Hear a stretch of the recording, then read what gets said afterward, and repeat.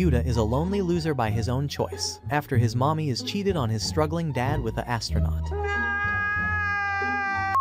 But God have some different plan for him. One day, his dad gets remarried. Suddenly he found himself living under the same roof with a hot stepsister.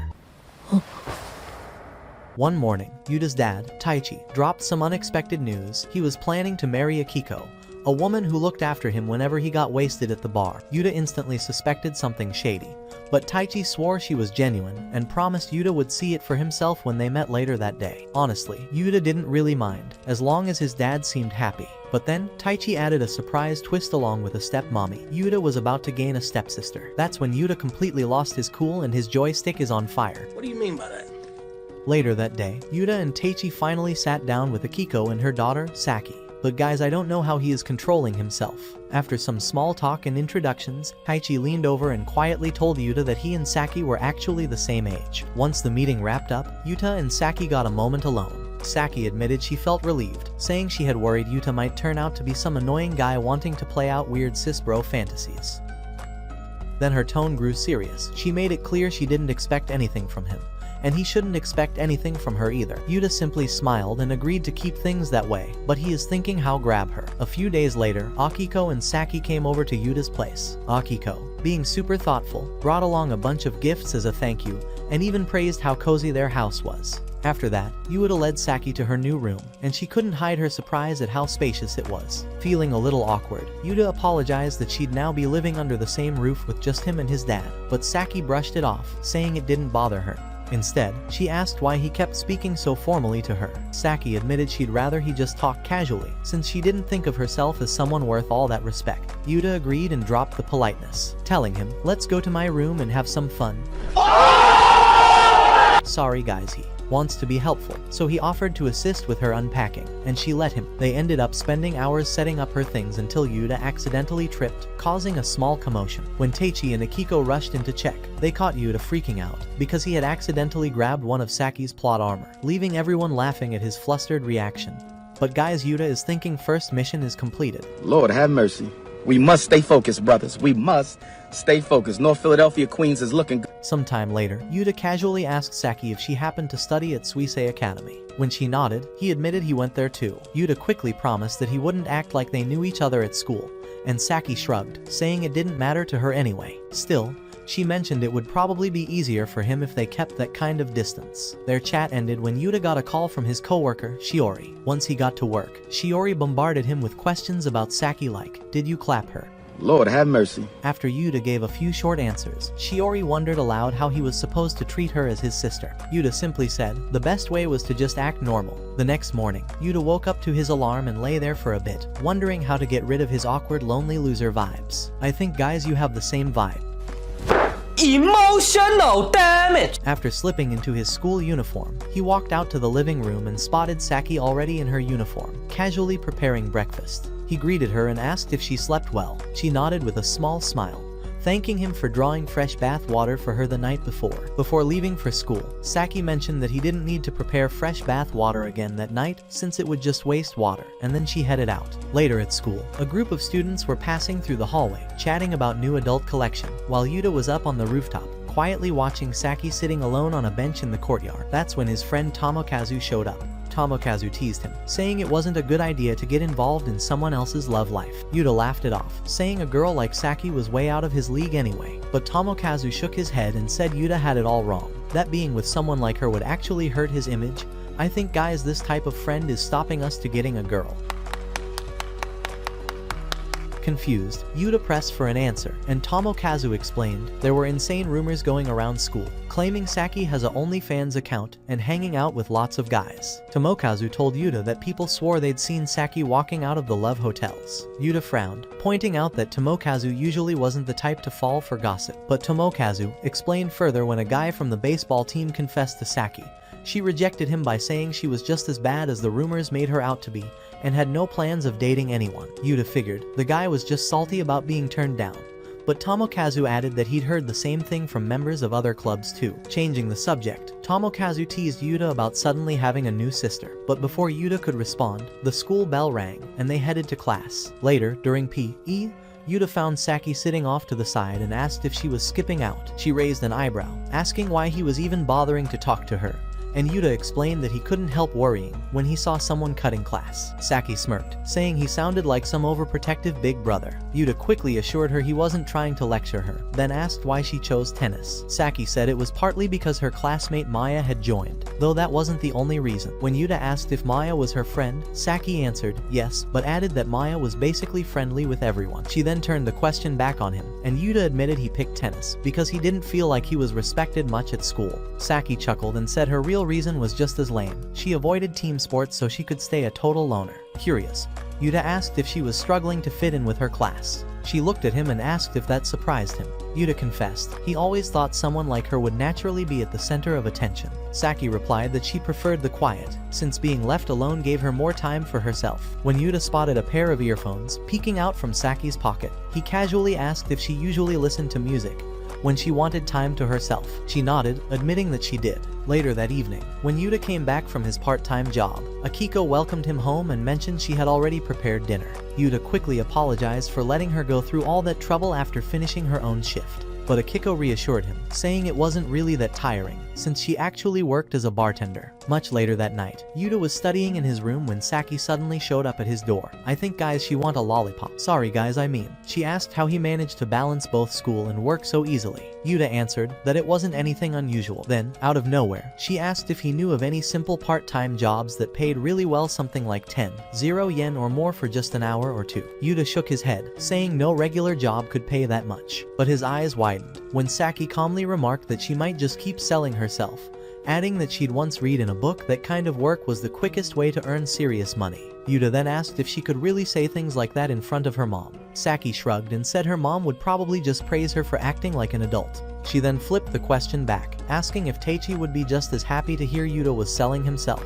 When Yuta, confused, asked why she thought that, Saki reminded him he'd mentioned having a job the night before. Realizing the mix-up, he apologized for the misunderstanding they had at dinner. Saki went on to explain that the reason she dressed the way she did was to toughen herself up for society. She talked about how women get judged no matter how they choose to live, and said her style was her first step in carving out an identity at school and pushing herself to do well in her studies. When Yuta asked if all that effort wasn't exhausting, Saki admitted it was, but added that it felt worth it if it meant proving all the haters wrong. Saki then pointed out that Yuta was just like her, since he also wanted to live on his own terms. Yuta asked if that meant she was planning to find a job so she could be independent too, and she admitted he was right before quietly apologizing. After dinner, Yuta told her he'd ask one of his coworkers for suggestions on part-time jobs. Saki thanked him but quickly added that she didn't want to rely on him for everything, so they came up with a little deal. Saki would make him miso soup every day if he helped her look for work. The following morning, Saki surprised Yuta by preparing breakfast. When he asked why she was suddenly doing that, she casually explained it was just an extra part of the agreement they made the night before. Later that day, Yuta mentioned to Shiori that he planned on living on his own once high school was over. Shiori gently told him that it was fine to lean on others when things got too tough, and he didn't always have to shoulder everything alone. That evening at dinner, Yuta shared Shiori's advice with Saki. She admitted Shiori had a point, but still insisted she wanted to live life independently. When Yuta asked about relying on their parents, Saki said they were reliable people, but then added that things might have been easier if Yuta himself were the kind of person who was irresponsible. The next morning, on his way to school, Yuta spotted Saki stepping straight into the path of most wanted anime villain all time, Truck Kun. His heart nearly stopped as he sprinted forward, desperately trying to pull her out of the way. Back at school, Yuta watched Saki playing tennis with Maya while recalling how upset he had been when she recklessly put herself in danger. Later that night in the shower, when he is playing with his joystick in the bathroom,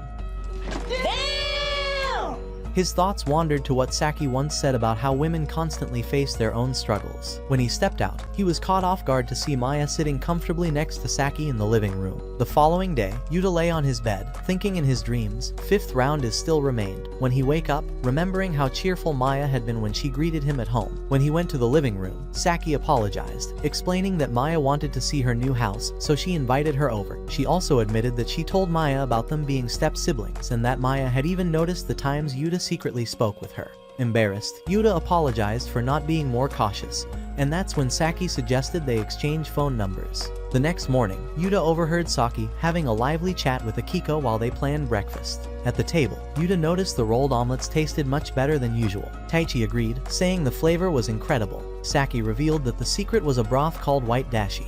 Akiko teased that Saki should make it for Yuta since she knew the recipe, but Saki admitted she couldn't get hers as fluffy as Akiko's.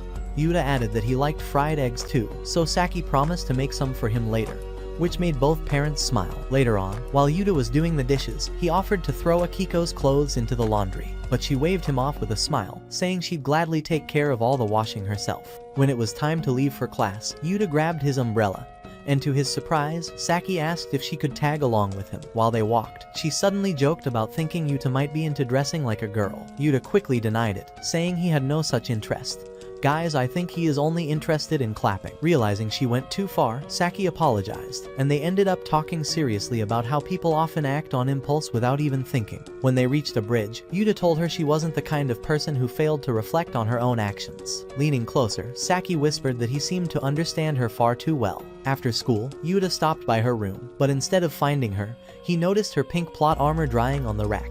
Just then, Saki appeared behind him, making him jump. Flustered, he excused himself and mentioned he had a shift to get to. Later that evening, Yuta dozed off at his desk, only to wake up to a text from Saki asking if he had been staring at her pink armor. When they met again, she teased him about how startled he looked when she caught him glancing at her things, then asked if he ran off because he thought she'd accuse him of trying to take them. Yuta admitted she had a point, and Saki replied that it felt a little unfair to him before passing him a cup of hot cocoa. As he accepted it, she remarked that this made them even, then added that his reaction to seeing her pink armor was probably just male instinct. She told him she didn't see him as the kind of person who ignored his own mistakes. Yuta said it was reassuring to hear that, but Saki playfully asked if her pink armor had been tempting enough to catch his attention. When he denied it, she smirked and asked if he ever thought about stealing them. Yuta admitted that urges like that could exist, but made it clear he'd never act on them. He explained that wanting something and actually doing it were two very different things. Saki agreed, then casually mentioned she had already eaten and taken her bath before heading off to her room. The following day,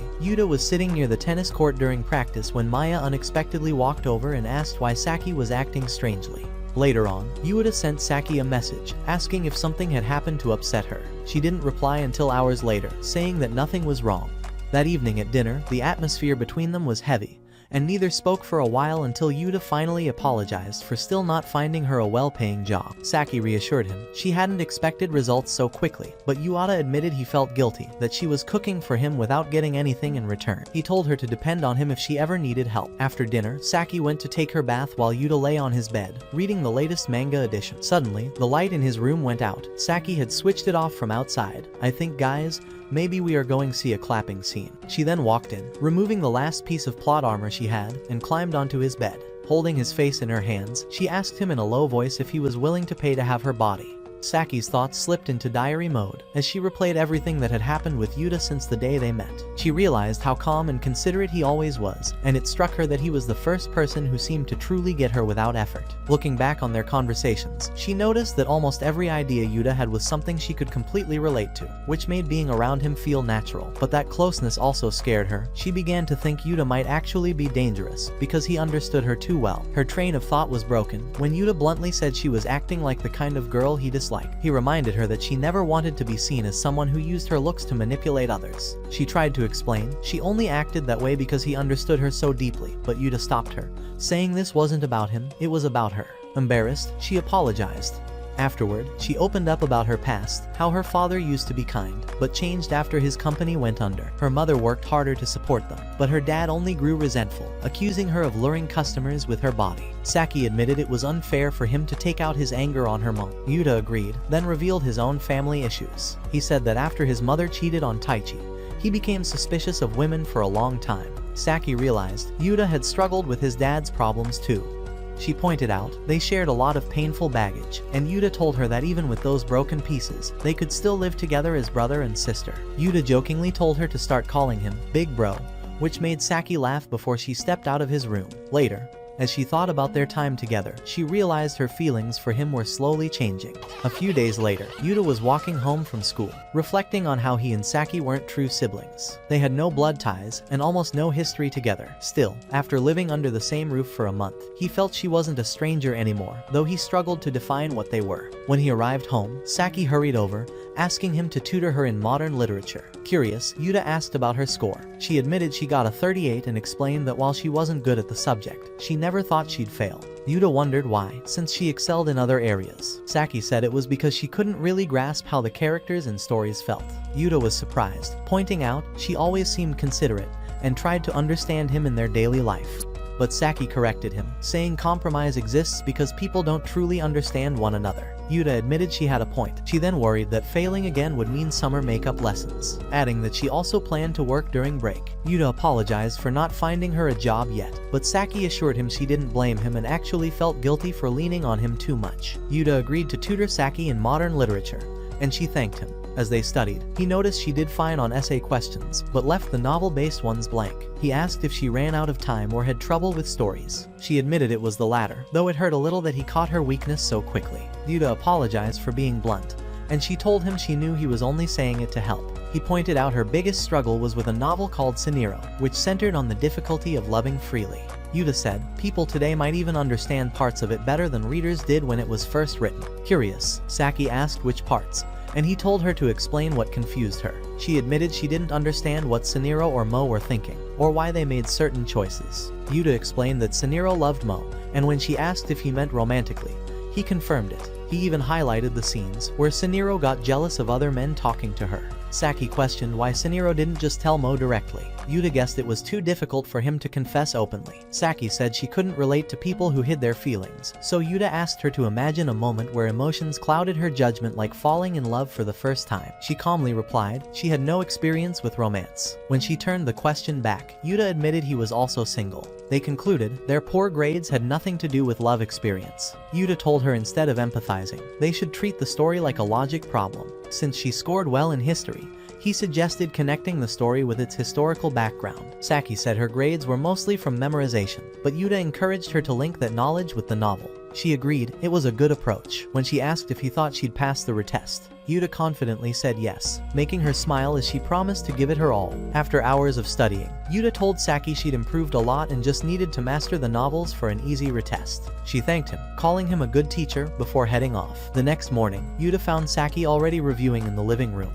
When she tried to get up to make his breakfast, he told her to stay focused and said he'd just grab some toast. Saki reminded him of her promise to cook for him, but Yuta insisted that passing her retest came first. She smiled and thanked him again. At school, Yuta was distracted by watching anime recap time video when Maya showed up, cheerfully greeting him. She teased him by calling him Big Bro, which he asked her to stop. Instead, she began using different variations of the same nickname, irritating him even more. Laughing, Maya said she was just letting out stress after finishing her exams. When Yuta asked if she had any retests, she proudly said she never failed one. She even bragged that her total across all 9 subjects was 808 points. Yuta was floored, and she added that she'd kept nearly a 90% average throughout school, ranking at the top of her class. Yuta asked Maya if she knew a way to make studying easier for Saki, and Maya mentioned that she usually listened to background music while reviewing. As they parted, she cheerfully told him he really was like a good older brother. Later that day at work, Yuta's scatterbrained coworker Shiori teased him as usual.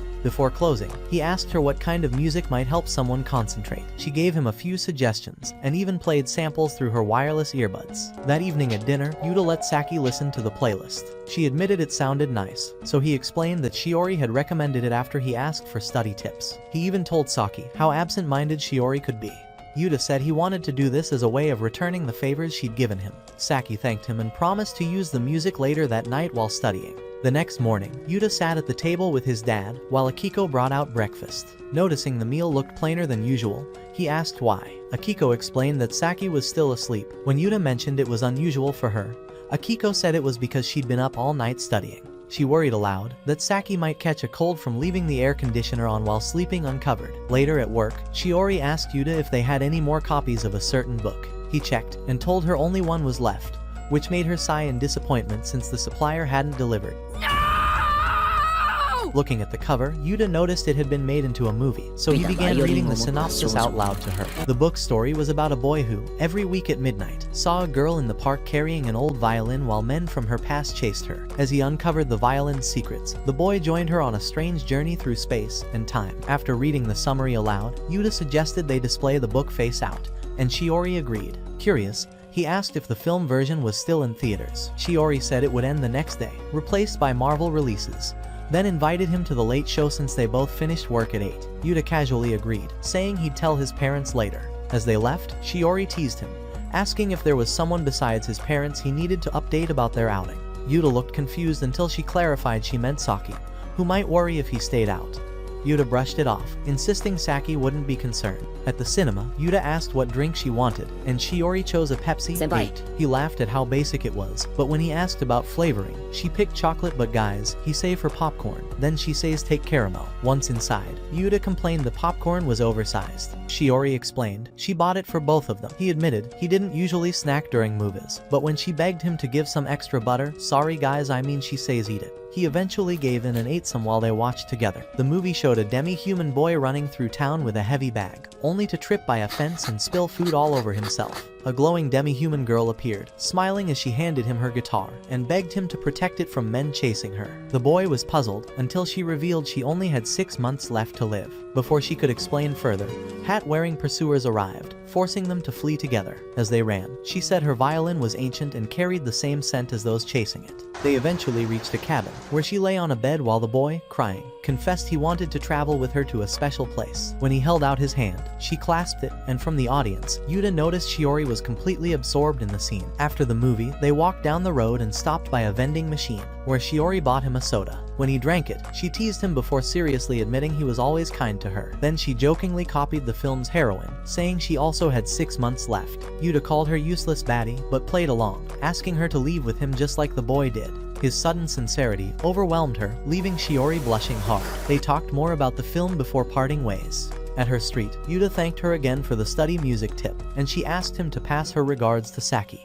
As Shiori drove off, her imagination drifted to a scene of her and a boy who looked like Yuta watching her play violin in the snow. Before he joined in, and the two laughed joyfully together as the flakes kept falling. The next morning at breakfast, Yuta told Saki he had covered her with a blanket while she slept so she wouldn't get sick before her retest. When she asked about the movie he watched, he said it was called A Rift in the Blue Night, and that it was worth seeing. He recommended it, but Saki said she'd wait until after her test, or maybe read the novel since it might help improve her literature score. Then, out of nowhere, she asked if he was dating Shiori. Yuta quickly denied it, saying she was just a coworker who loved chatting about books. Hearing that, Saki said she might start reading more herself, since he enjoyed them so much. Yuta liked the idea, but told her to focus on the retest first. Later that day at work, while helping Shiori restock, Yuta was shocked to spot Saki browsing the store. Once she realized who she was, Shiori eagerly introduced herself and complimented Saki nonstop. Saki explained she was looking for a study guide along with the book version of the movie. Shiori suggested watching the film, but Yuta immediately cut her off, sparking a back and forth between them that left Saki stunned. Afterward, Yuta grabbed a few recommendations for Saki and showed her where the study guides were. When Saki brought everything to the counter, Shiori carefully wrapped the books and sent her off with a polite smile. Once she left, Shiori remarked that Saki looked cute and teased Yuta, saying she might be perfect for him. Yuta dismissed the idea, insisting she was just his stepsis, Tae. But Saki, overhearing their conversation from behind the wall, silently walked away after hearing his words. A few days later, Tomokazu caught Yuta on the school rooftop and mentioned hearing rumors that he and Saki were getting close. Yuta brushed it off, saying they were only studying together, but Tomokazu grinned and added that someone overheard her calling him Oni-chan.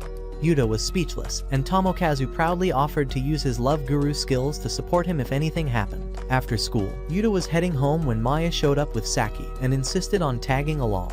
On the walk, Saki apologized, explaining she'd invited Maya to help her with studying. Yuta asked Maya if walking with them felt awkward, but she said she didn't mind at all. Once they got home, Maya immediately made herself comfortable, leaving Saki apologizing for the noise. Oh, sorry.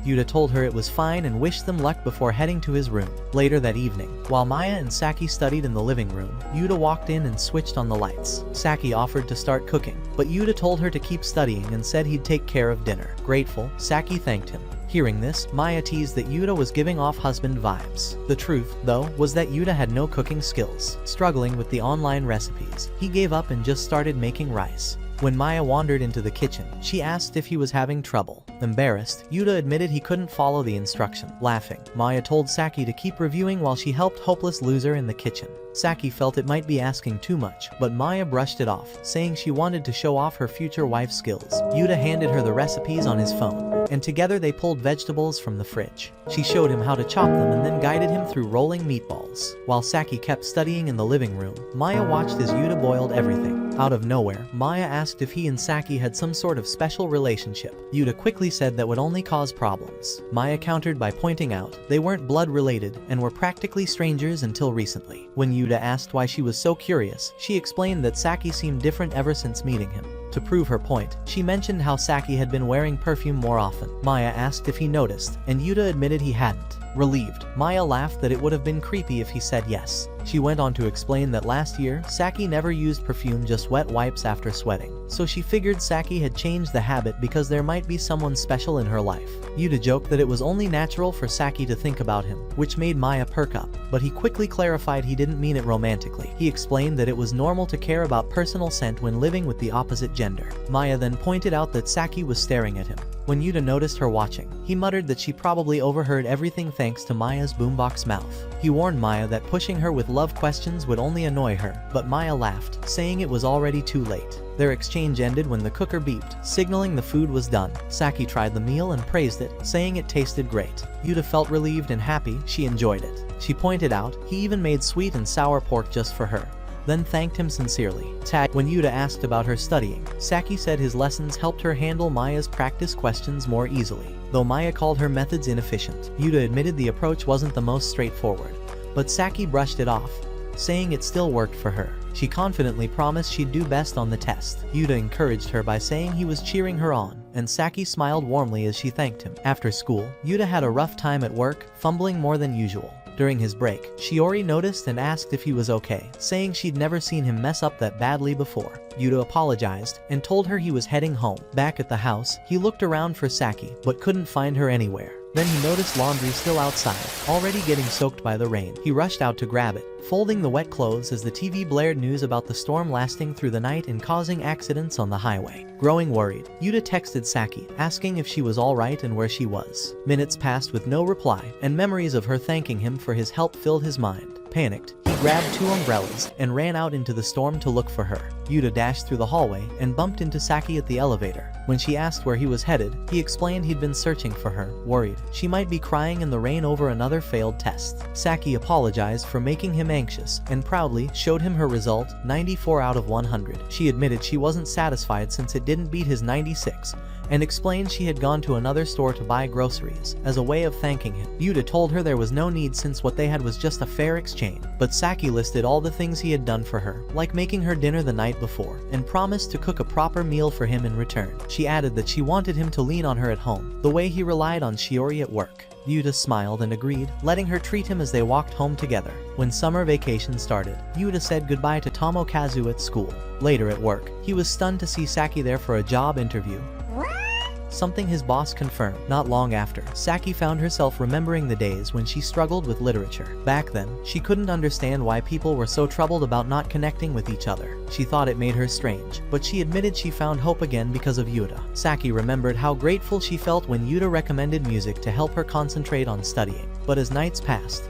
she began having restless thoughts about all the time he spent with Shiori at work. She knew it wasn't right to write such feelings in her diary, yet she continued anyway, because it gave her a strange sense of relief. One night, when Yuta came home late without notice, she grew jealous, realizing he had been with Shiori. At the same time, she hated herself for feeling that way, since she barely knew anything about Shiori. Hoping to greet Yuta when he returned, she studied in the living room instead of her room, but eventually dozed off before he arrived.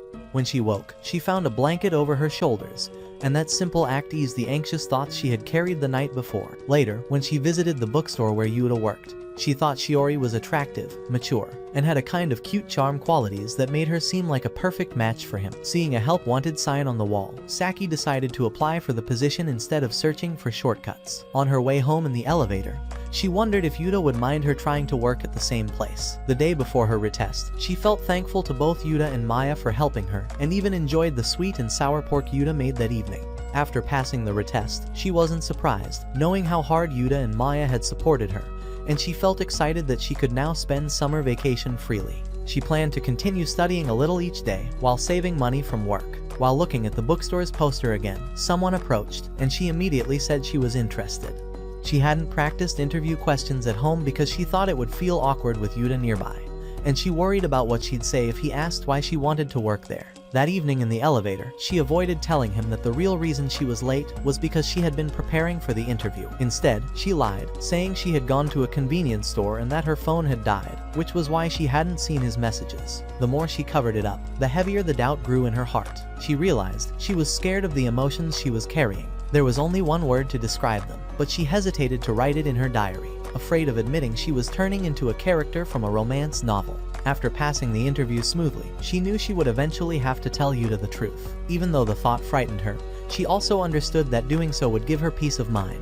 She believed that learning more about Yuta and even about Shiori would help clear her confusion. Saki wondered why she had given Yuta so much power over her choices, but then realized she had trapped herself by tying her feelings to him. It was both embarrassing and a little funny, so she promised herself that no one would ever read the diary she was writing. Saki decided it was safest to tuck her diary into the back of a drawer and lock it away. She asked herself to describe the uneasy feeling inside her with a single word. In the present, Yuta and the family sat at the dining table, and he thanked Saki for the tasty breakfast she had made. Akiko teased them, asking if they avoided using each other's first names out of embarrassment. Both Yuta and Saki replied that it simply didn't feel natural to use given names. When Akiko asked if they had work later, Yuta said they planned to leave around noon. Teichi then brought up that they hadn't gone anywhere fun all summer. He pointed out that once they became third years, exams would take over, and added that their friends were probably missing them. Yuta admitted he didn't have many friends, and Saki said she didn't have plans with hers either. Later, Saki visited Yuta in his room and admitted she and Maya weren't close enough to spend the break together. Yuta reminded her that Maya had visited multiple times, but Saki explained it was mostly out of curiosity about him, and that she had invited her on the last occasion. She added that she and Maya usually gave each other space, unless they decided to hang out. Yuta agreed, saying he handled his friendships in much the same way. At the bookstore, Shiori noticed Saki struggling with her tasks and asked Yuta to step in. When he helped her out, Yuta quickly found the book she'd been searching for, leaving Saki jokingly wondering if he was some kind of magician. On the way back, Yuta explained how he tracked it down and added that Shiori would have located it even faster. The next day, Taichi was fixing the air conditioner in the living room. When Yuta asked why Saki was still in her room, Akiko explained that she didn't handle heat well and recalled how she used to cry for ice cream as a little kid. A few hours later, Yuta met Tomokazu at a diner, where Tomokazu asked if he was heading to the pool with Saki and Maya. When Yuta said he hadn't heard anything about it, Tomokazu guessed they'd probably invite him soon. That evening after work, Yuta walked home with Saki and mentioned how the staff praised her for being a quick learner. Eventually, he asked if he was included in the pool plans she and Maya were making.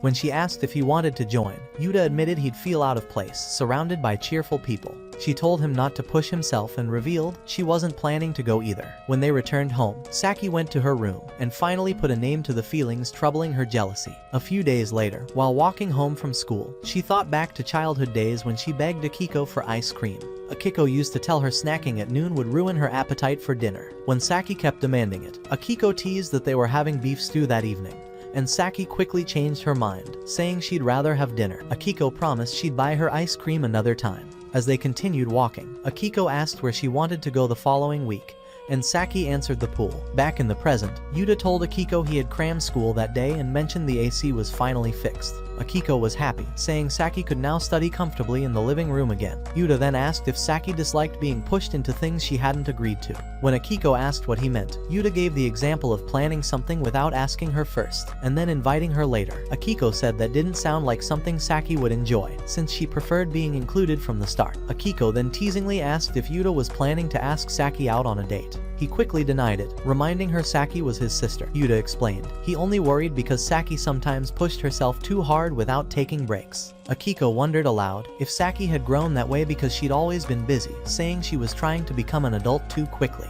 She admitted she regretted not letting her daughter enjoy more carefree years. Akiko asked Yuta to do her a favor, make sure Saki relaxed once in a while. Yuta agreed, but joked she might resent him for it. Smiling, Akiko said not to worry, since she would tell him Saki's favorite thing so he could use it as a way to make peace if needed. Later, Yuta went to Saki's room and tried to bring up Maya's pool gathering. Before he could finish, Saki cut him off, saying she wasn't going because she didn't have time. Yuta replied that he planned on going and asked for Maya's contact info, but Saki refused, saying it was rude to hand out someone's number without permission. She promised to ask Maya herself and let him know later. While Yuta was at cram school, a girl named Kaho noticed his eraser drop to the floor and handed it back to him. After class, Yuta ran into Shiori on the way home, and the two chatted cheerfully until they bumped into Saki, who greeted them with a gentle smile. Later, at the bookstore, Yuta asked Saki once more for Maya's contact information, but she firmly refused again. After work, Yuta got a text from Saki telling him to head home without her since she planned on shopping that evening. On his walk back, he thought about their original promise not to expect anything from each other and remembered the moment Saki first told him Maya was her friend. When Yuta arrived home, he checked the fridge and found some mixed rice. Just then, Saki came in and gave him instructions on how to warm it up in the microwave. Yuta thanked her, then asked if she wanted some iced coffee, which she happily accepted. While preparing it, he casually brought up Maya's contact again, saying she was probably waiting for his response about the pool event. This time, Saki reluctantly agreed to share the number, but Yuta admitted he wasn't really interested in going alone or even getting the contact. What he wanted was for Saki to come with him. When she didn't understand, he confessed that he'd only pretended to want to go to make her jealous. He asked again if she wanted to go and added that Akiko had told him how much she loved visiting pools when she was younger. Yuta pointed out that she acted differently whenever Maya's name came up, so he assumed she'd want to tag along. Saki insisted she had no time because of studying, and when Yuta suggested she relax, she snapped and shouted that she didn't need a break. Yuta calmly told her he was worried, reminding her that if she kept pushing non-stop, she'd eventually collapse. He urged her to rest, even if she was in a rush to live independently. Without another word, Saki handed him a note with Maya's number and left the room. The next morning, Yuta found Saki in the living room. She admitted she had only gone to bed around 6 a.m., and he told her she needed more sleep.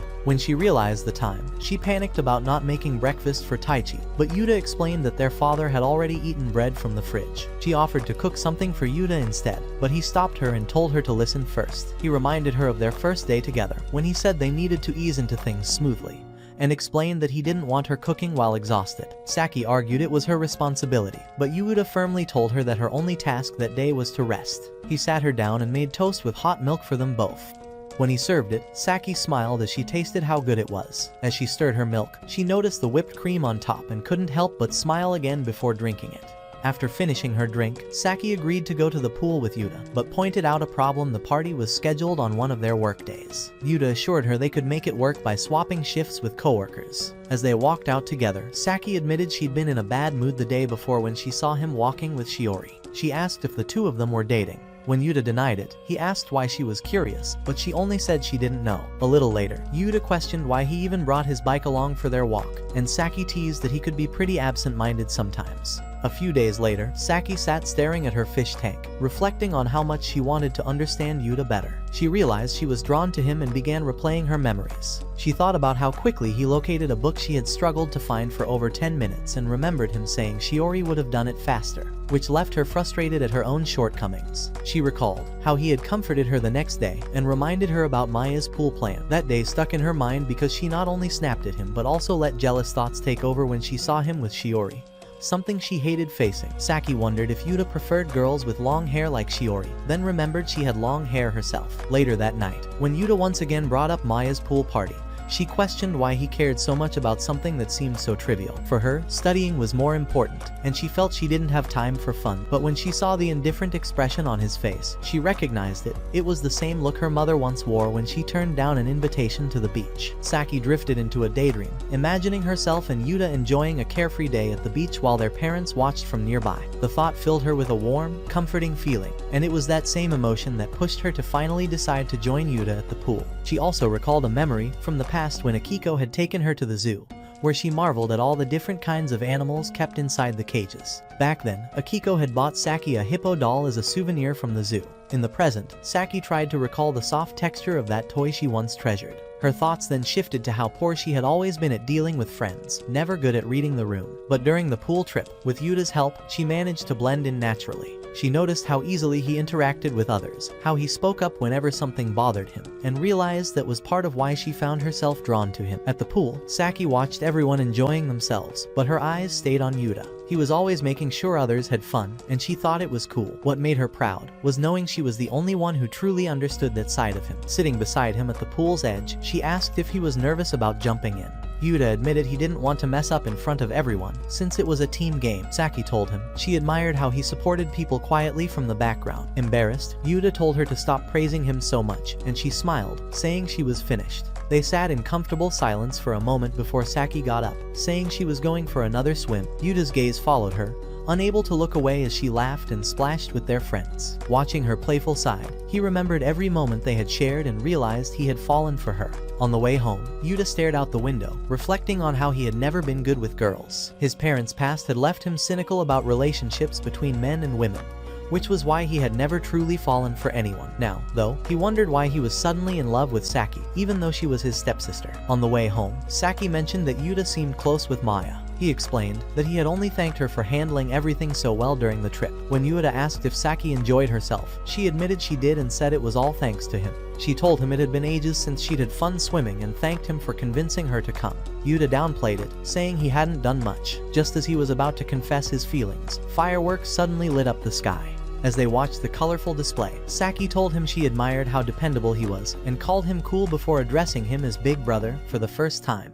She added that he had become someone she could always count on, like real family. Yuta smiled at her words, but felt a sting when she admitted it sounded a little strange. As they continued walking, Yuta felt relieved he hadn't confessed. Hearing her call him big brother made him realize that her warmth came from seeing him as family, and he felt foolish for wanting more. At the street corner, Yuta wondered how he should act once they got home, while Saki quietly asked herself if she could truly reject him if he ever confessed. The next morning, Akiko told Saki she had the day off from work. When Saki asked about Yuata, Akiko said he was still asleep. Excited, Akiko noted that since both of them were free, they could spend the day together as a family. As Saki walked down the hall, she decided to lock away her feelings for Yuata, unwilling to risk their parents' happiness or make things harder for him. In her mind, she tossed away the key to the drawer, holding her diary. When Yuta finally woke up, Taichi teased him for skipping cram school, while Akiko thanked him for taking Saki to the pool. Akiko said she was glad to have him as her little brother and then showed him Saki's favorite thing on her phone. But Yuta could barely register what was on the screen. His attention was stolen by Saki, who walked into the living room with a fresh hairstyle, smiling as she called him big brother once more. Saki found herself revisiting the memories she had written down in her diary, but afterward she made a firm decision. She would never write her true feelings again. From now on, she would simply replay those thoughts in her head while continuing life as Yuta's stepsister. A few days later, Maya and some classmates were gathered in the room, chatting about plans for an upcoming event. Once the discussion ended, Maya turned to Saki and invited her to join them for karaoke with a few others. Saki politely declined, saying she had errands to take care of. Hearing this, a classmate comforted Shinju, who had been hoping to confess during the karaoke outing. As Saki walked home, she reflected that a stepbrother was little more than a stranger, someone who suddenly became family after moving in together. When she got home, she found Akiko in the living room. Akiko served her tea and casually asked how things were going with Yuta at school. Saki answered that everything was fine since they were in different classes. Then she asked why Akiko was asking such questions, instead of bringing up the parent-teacher meeting as she had planned. Akiko admitted she didn't want to trouble Taichi because of his busy schedule, so she had been thinking about attending both meetings herself. But her bar job made it hard to take multiple days off, and she worried that attending back-to-back would make their sibling relationship obvious to other students. Just then, Yuta came home. Akiko said his timing was perfect since they had just been discussing his meeting. She explained her plan to attend both and suggested it would be easier if he and Saki scheduled theirs on separate days. That way, their step-sibling connection would remain private. Yuta pointed out that Akiko was just as busy as their father,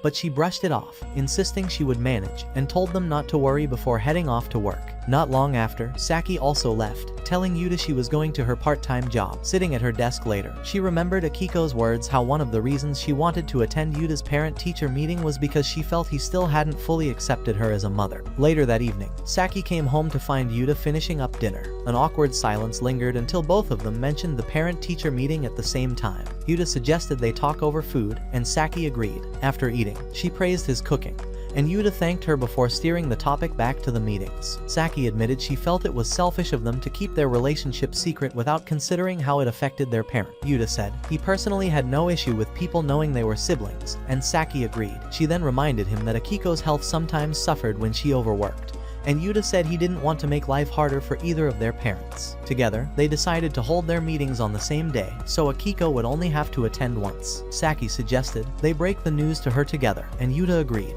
As they washed dishes side by side, both quietly reminded themselves they had to keep their deeper feelings hidden, because they were family. The next morning, while Yuta was making breakfast, Taichi asked if he was sure about the decision. Yuta explained that he and Saki agreed it wasn't right to keep pretending they weren't siblings. Taichi recalled how Akiko once said she wanted them to feel like a real family, and he told Yuta that if she knew he accepted her as part of his family, it would make her truly happy. Just then, Saki walked in and apologized for not making breakfast, but Taichi reassured her it wasn't necessary. After he left, Saki pointed out to Yuta how happy Akiko had looked when she heard about their choice. Later at school, Yuta told Tomokazu that Saki was his stepsister. Tomokazu immediately apologized for the bad things he had said about her before. Meanwhile, Maya was laughing with friends in class when Shinju suggested they go bowling. Everyone agreed except Saki, who said she planned to study that day. Shinju then suggested turning it into a study session, and Maya offered her house as the spot. The group agreed, and Saki said she was fine with it too. As they walked downstairs together, Yuta watched from a distance,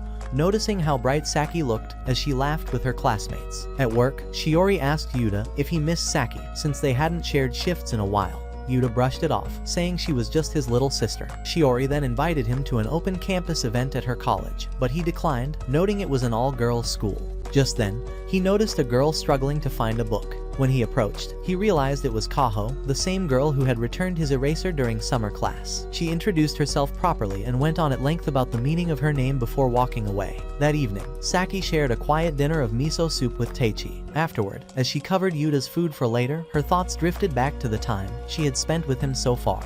She came to the conclusion that the safest way to keep her emotions under control was to stop doing things for him altogether. But the thought troubled her, if she really cut herself off like that, it might create a wall between them that couldn't be undone. The idea of ending things with regret weighed on her, and she admitted to herself she didn't want to distance herself from Yuta completely. On the morning of the parent-teacher meetings, the family gathered for breakfast. Akiko mentioned she hadn't gotten much sleep the previous night, which led Taichi to advise her to take a nap before the scheduled time. She accepted the suggestion, and Taichi said he'd personally wake her when it was time to leave. Later at school, Yuta ran into Maya in the library and casually mentioned the time of his meeting, which happened to be close to hers. Maya suddenly asked if Yuta had feelings for Saki. He immediately denied it, reminding her that Saki was his stepsister. Maya then teased him by asking if it was alright for her to play matchmaker and set Saki up with another boy who was interested in her. Yuta replied that it wasn't really his place to give or deny permission for that sort of thing. A few hours later, Yuta accompanied Akiko into the school building, chatting lightly on the way to the meeting room. Once there, Akiko promised she would handle it as best as she could. During the conference, Yuta's homeroom teacher praised his effort and said that at the pace he was going, he wouldn't have any trouble getting into a top university in Tokyo. The teacher even assumed that his progress was thanks to Akiko's guidance as a mother, which left her feeling a little uneasy. Before she could respond, Yuta quickly stepped in, agreeing with the teacher and openly expressing gratitude to his mother Akiko for raising him. The teacher then added that Yuta only needed to decide which school he wanted to apply to, and he would give his full approval. Meanwhile, in Saki's classroom, her homeroom teacher admitted that she had been concerned about Saki during the first term because of the ugly rumors that circulated about her. But over time, her perspective changed after seeing how Saki carried herself. She explained that while some teachers had criticized Saki's flashy style and appearance, she herself came to understand that Saki simply wanted to present herself in a way that made her feel confident and beautiful. The teacher reminded Saki that while she could dress however she liked, she should still keep her style within the limits expected of a high school student. Saki nodded, agreeing to tone it down where necessary. The teacher then mentioned how her once troubled language arts grade had turned around during the second term, and asked if she had any colleges in mind. Saki explained that she wanted a school with low tuition that would still help her secure good opportunities after graduation. The teacher recommended Tsukemiya Women's College. Saki remarked that it was a prestigious choice, but the teacher encouraged her, saying with steady effort, she could be admitted and that it would be a strong advantage in the job market. She also pointed out that the college was public, meaning the tuition was affordable, which fit exactly what Saki was looking for. Before wrapping up, she told Saki about an open campus event happening that weekend, encouraging her to visit and get a feel for the school. On the way home, Saki told Akiko she was planning to attend the Tsukemiya Open Campus event. Akiko was delighted, happy to see both Saki and Yuta working hard and acting like responsible students. When Saki arrived at the campus event the following day, she ran into Shiori at the reception desk. Shiori was thrilled to see her and, upon learning Saki had come for the sample lecture, offered to give her a tour of the school. Their conversation was soon interrupted by a teacher named Kudu, whom Shiori introduced as the one leading the ethics lecture that day. As she greeted Saki, Kudo studied her closely and immediately guessed that something seemed to be troubling her. With a calm smile, Kudo invited Saki to her office, saying they still had time before the lecture began, and hinting she might have the answers Saki was searching for. Meanwhile, Yuta happened to cross paths with Kaho in the library. She motioned for him to stay quiet, and he quietly sat down in a seat nearby, curious about what she was doing. Inside Kudo's office, the teacher began speaking through a strange little hand puppet, casually mentioning that she'd already heard about Saki's connection to Yuta from Shiori. Acting like a detective, Kudo suggested that Saki might have developed feelings for her stepbrother even though ethics made such a relationship off limits. Shocked, Saki asked how she could possibly know that. Kudo replied that Saki had just given her the confirmation herself with that reaction. Then, staring her straight in the eye, Kudo asked if she was in love with Yuta. Saki tried to insist repeatedly that he was her brother, but eventually admitted, with hesitation, that she wasn't entirely sure about her own feelings. Meanwhile, outside the library, Kaho ran into Yuta and invited him along to the convenience store to grab some food. Back in Kudo's office, Saki laid out her situation in detail. Kudo asked her if she was sure that what she felt wasn't just mistaken for romantic attraction. She pointed out how Saki used fashion as a shield to stand out and then pressed her about the real reason she had chosen that college. Saki admitted she wanted to prove she could take what she had and make herself look beautiful. But deep down, she came because she thought it would help her build the best possible future for herself. Kudo, however, saw straight through her. She said Saki seemed like the kind of girl who hated letting others see her vulnerabilities, someone who fought battles alone while secretly craving approval and love. She explained that this part of her personality made her cling to the rare people who actually understood and supported her. At that same moment, Kaho was telling Yuta about her unusual lifestyle, how she only attended school at night. Unlike others who had judged her for it, Yuta didn't react negatively, and Kaho noted that he had a rare quality of looking at things without bias. Back in the office, Kudo speculated that the reason Saki's feelings for Yuta were so strong was because he was one of the few people who truly saw her for who she was. Unlike the many who had misunderstood her, Kudo advised her to broaden her circle, to meet and talk with different kinds of people until she found someone she naturally felt drawn to. But she also added that if, after making those connections, Saki's heart still leaned toward Yuta, then those feelings should be cherished as genuine. Afterward, Kudo went on to deliver her sample ethics lecture, while Yuta agreed to meet Kaho again for lunch the next day. That evening during dinner, Saki mentioned to Yuta that she had met Shiori and Kaho at the open campus event. Yuta asked if she was seriously considering Tsukemiya, and Saki said she wanted to try. She then asked if he planned to keep attending his study lounge, and Yuta explained that he was meeting a friend for lunch there tomorrow. Saki responded positively, and Yuta thought it was good that they were both finding new connections. It made him feel their relationship was staying safely within the lines of being brother and sister.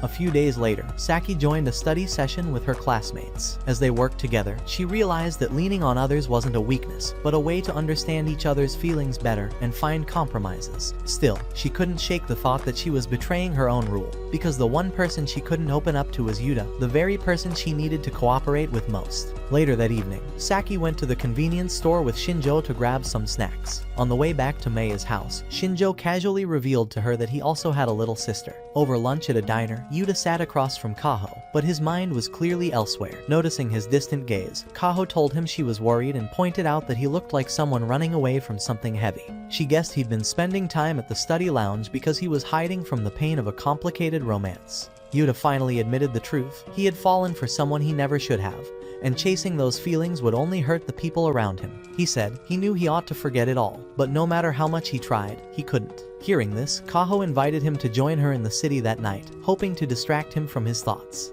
At the same time, Shinju decided to be upfront with Saki and confessed his feelings. Saki turned him down gently, saying she wasn't seeing anyone, and didn't even have a crush. Shinju took the rejection gracefully, promising not to bother her again, and walked away with a smile despite the sting. Later, while riding the elevator, Saki remembered Kaho's words about treasuring her emotions once she understood them, and the thought lingered in her heart. Meanwhile, Yuta joined Kaho at a scenic high spot overlooking the city. She told him he reminded her of her younger self, which she admitted annoyed her. She explained that his calm objectivity probably came from growing up without women he could rely on. When Yuta asked if that was true for her as well, Kaho nodded and opened up about her past. She revealed that both of her parents had died in an accident, and to make matters worse, Their families had opposed the marriage from the start. At the funeral, relatives cruelly mocked them, saying they had brought it on themselves. The emotion Kaho felt wasn't rage or sorrow, but a deep sense of resignation. She told Yuta she didn't buy his claim of having lost faith in women and quoted something her aunt once told her: "Never give up on your feelings." She shared more advice from her aunt, the kind of words that had made her cry for nights when grieving her parents. Then she asked Yuta if he was trying to bury his own emotions. He admitted that he couldn't bring himself to let them out. Kaho warned him that keeping those feelings locked away would leave scars that never healed. When Yuta argued that his feelings were selfish, she stopped him, saying all feelings were selfish by nature. The next day, Yuta told Saki he had seen her with Shinjo